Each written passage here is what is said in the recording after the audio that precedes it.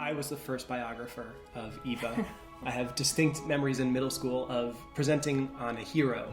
I said, my grandma Eva escaped the Nazis. She raised my dad in Ecuador. She came to America. She cleaned toilets, and now she collects art. And so I think that might have been the very first official biography of Eva.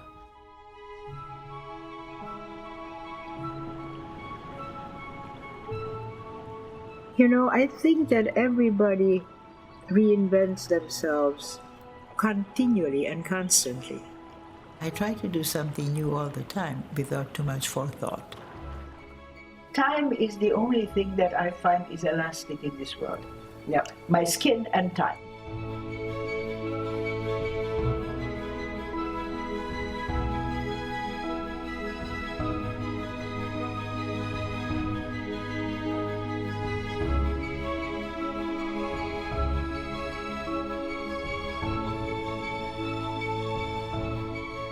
How do you survive? And survival is an art. So I think that you survive by not carrying your scars, but carrying your glory. I'm Eva Haller, and I'm a member of the board of News Literacy Project. When I was a girl, life or death depended on the news. I was born in 1930, which was a long time ago. This is me. I must have been maybe 5 years old. I come from a Jewish family in Budapest. When Hitler came to power, the daily newspaper was taken over by the Nazis. They were not only controlling the news, but the news they were telling was how to foment anger, hatred, and suspicion against Jews. People now had the permission to be cruel to their neighbors, to spit on us on the street when we passed by with our 5-inch yellow star.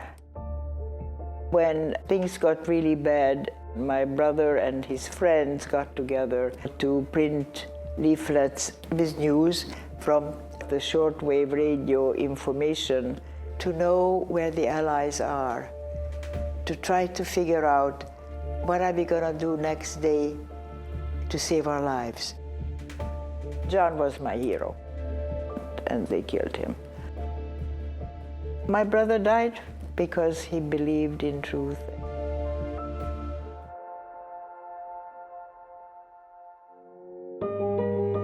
I don't want my kids and my grandkids to have to go through what I went through as a kid. If we don't give young people the skills of figuring out what is fact and what is fiction, then the world is going to be hell. The News Literacy Project is a tool to discern the truth, to know what is real and what is fake. I would love to see every school in America have news literacy as part of the educational process. The News Literacy Project is the hope for the future. It is our hope that young people will be able to make decisions based on facts. My brother John was my hero. He was killed by the Nazis. So to honor him, I have dedicated my life to do the kind of things that I have passion for. Civil rights, human rights, women's rights, children's rights.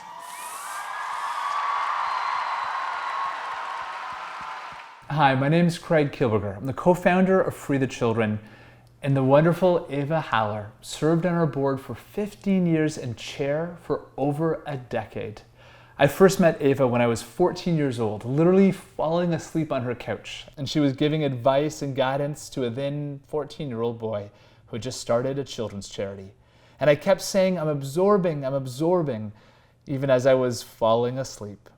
And I've been absorbing ever since. When I look at the people I've met who've inspired me, I've had the chance to meet popes and presidents and queens, but there is no one in this world who has taught me more about what it means to change this world and to do it with love and with grace than Eva Haller. I started an organization called Video Volunteers. This is our office here in Goa in India.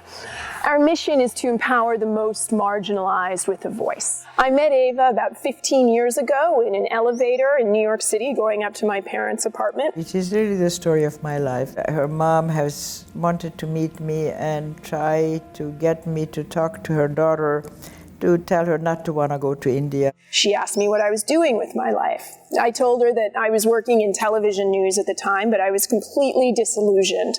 And I wanted to learn how to make documentary films. And I wanted to go to India and work with rural women. The more I heard from the daughter and what she planned to do, the more I supported it. And she said, "What a fantastic idea. I have just the person who can help you do that." Eva is incredibly committed to empowering women in particular. I think that's a big part of the legacy that she's going to leave behind. She is so committed to helping people fulfill their dreams. She has this infectious joy, and she brings such a spirit of fun to doing good in the world. You can't help but want to spend time with her, and I think that's a really, really powerful quality. Eva is a hero because she's an instigator. I've never met anybody who is able to capture the core and the spirit of someone so brilliantly and then support that to come to fruition. She's done that with Sing for Hope, she's done that with so many other organizations, and she does it with an incredible kind of patience and love that is very rare.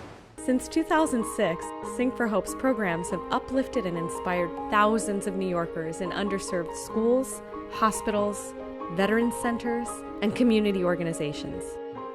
To date, we have partnered with over 220 nonprofits, mobilized over 3,500 artists in volunteer service, and placed 286 pianos throughout our city's public spaces, a symbol and celebration of art for all.